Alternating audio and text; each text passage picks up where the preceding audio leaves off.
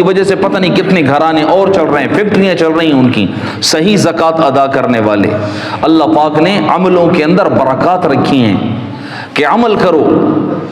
عمل کرو اور پھر دیکھو صحیح طریقے سے کہ زکوٰۃ کا ایک مسئلہ یہ بھی ہے کہ جیسے وضو کے لیے لوگ پانی تلاش کرتے نا، ایسے زکوٰۃ کے لیے لوگوں کو تلاش کرنا چاہیے۔ ایسے نہیں کہ بس یہ میری قوم کا آدمی ہے دے دو اس کو، اس پہ زکوٰۃ ہوتی ہے کہ نہیں ہوتی، عورت آئی ہے غریب ہے رو پڑی ہے بس دے دو اس کو۔ زکوٰۃ میں تلاش کیا جائے کون سا بندہ اس قابل ہے کہ اس کو زکوٰۃ دی جائے۔ ایسے نہیں کہ جو دکان پہ آئی، جو میرے گھر میں عورت آ گئی دروازہ کھٹکھٹا رہی ہے، آج کل تو بڑے برے حالات ہیں، زکوٰۃ ہوتی ہی نہیں ہے، آ جاتے ہیں جی مجھ پہ ہوتی ہے، جی مجھ پہ ہوتی ہے۔ ارے تمہارے گھر میں لوگوں نے دیکھا تم اور اس عورت نے سونے کے کنگن پہنے ہوئے تھے، کہا جی وہ کنگن تو میں اب نہیں بیچ سکتی نا،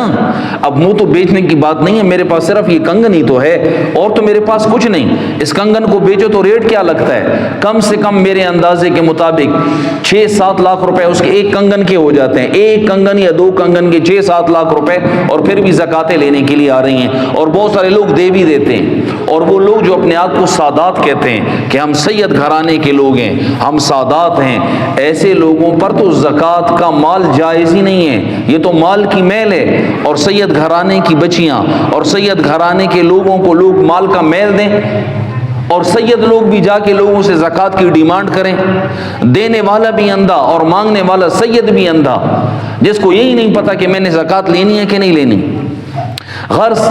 بہت سارے ایسے اعمال ہیں جن کو ہم سیکھتے نہیں ہیں اور چھوڑ دیتے ہیں، اور بہت سارے ایسے اعمال ہیں جن کو سارا دن کرتے رہتے ہیں اور جس میں فائدہ ہی کوئی نہیں ہوتا۔ اس لیے رسول اکرم صلی اللہ علیہ وسلم اس کائنات کے سب سے زیادہ عقل مند ترین انسان تھے۔ آپ صلی اللہ علیہ وسلم رجب سے فرما رہے ہیں اللہم بارک لنا فی رجب و شعبان وبلغنا رمضان، اے اللہ ہمیں رجب میں برکت دے اور شعبان میں برکت دے اور رمضان تک ہمیں پہنچا، کہ رمضان میں عملوں کا بھاؤ بڑھتا ہے، رمضان کے اندر اللہ تبارک و تعالیٰ کی رحمت ٹوٹ کے اترتی ہے، رمضان المبارک کے اندر اللہ تبارک و تعالیٰ اپنے خزانوں کے دہانے کھول دیتے ہیں، تھوڑا کرو آؤ لے جاؤ۔ حضرت عمر فرمایا کرتے تھے رمضان میں جو اللہ رب العزت کو یاد کر لے وہ بخشایا ہے، جو اللہ سے مانگے وہ نامراد نہیں رہ سکتا۔ اور رمضان المبارک کے کتنے فضائل آپ خود اندازہ لگا لو کہ رجب کے مہینے سے رسول اکرم صلی اللہ علیہ وسلم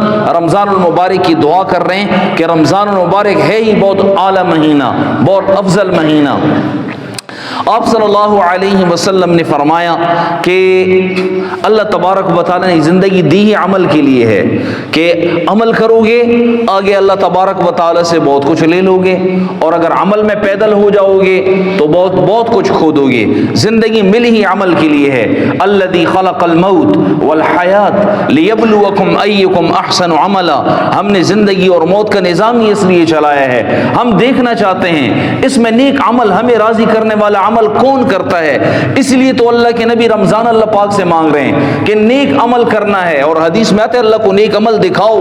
اور ایک حدیث میں اللہ کے نبی نے فرمایا رمضان المبارک میں اللہ کو اپنی نیکی دکھاؤ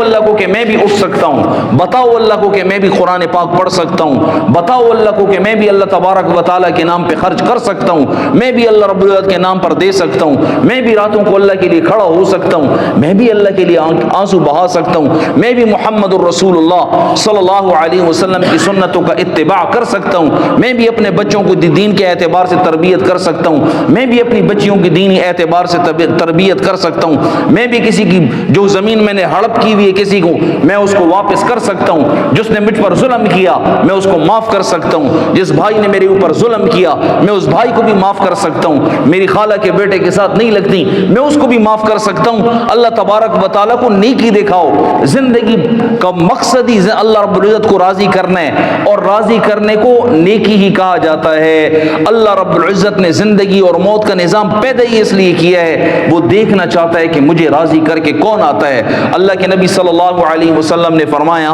ایک آدمی کے 3 بھائی، اور یہ مرنے لگا۔ اب ایک بھائی کو کہتا ہے بھائی تو میرے ساتھ جب میں مرنے لگوں تو تو میرے ساتھ کیا کرے گا؟ اور یہ بھائی مال ہے،